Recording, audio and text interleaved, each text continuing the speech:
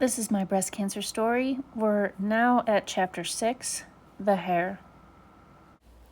15 days after my first chemo treatment, my hair began to fall out. Some memories last a lifetime, even the ones we wish we could forget. On February 14th, 2014, I greeted my girlfriend with a handful of hair and tears streaming down my face instead of flowers or candy for Valentine's Day. My brother and I had put a plan in place. When my hair began to fall out, he would be the one to shave it off. There's no way I would have gone to a salon. I needed to be in my own home, surrounded by my peeps.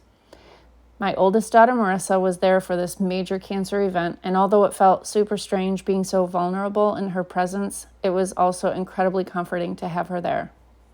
I had no idea how much my image played a part in who I am. Though as I look back about 18 years, I should have known.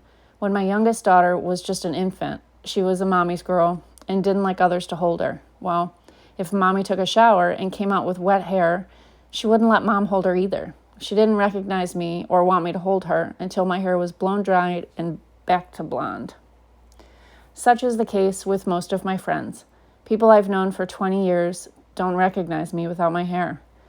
About a month after I shaved my head, my girlfriend and I, along with my sisters, went out to support a local breast cancer event, and I left that event with conflicted emotions.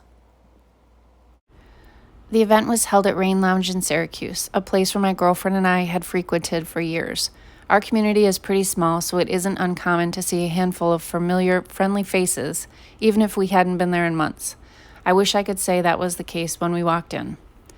A dozen people greeted the bald cancer girl with a smile and a hug, but until word got out that it was Shelly under that shiny, smooth skull, I wasn't recognized.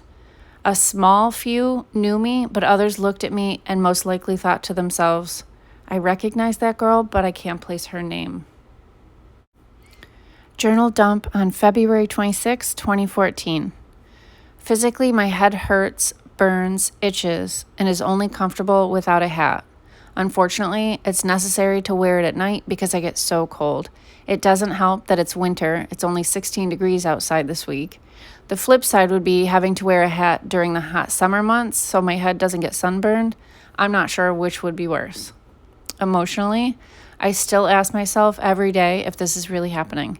I scare myself when I look in the mirror and I wonder who's staring back at me. I like hair. I just like hair. I'm not a huge fan of being stared at while eating out, but yes, it happens. I realize people are just curious and probably wondering what my story is, but it's still super uncomfortable when everyone in the restaurant turns their head as I walk in the door and continues to stare while I try to eat.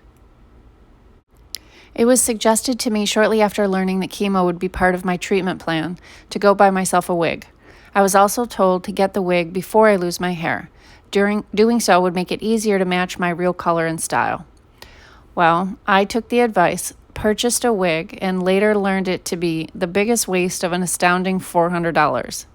I love the hair color and the cute Rachel cut, but the chemo put me into this menopause state that brought on hot flashes from hell, which gave me a burning scalp, and it made it impossible to wear this wig on my head.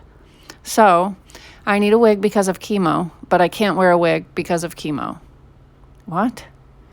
I wore the wig exactly 2 times and have since donated it, hoping it might help someone who didn't encounter my itchy scalp symptoms.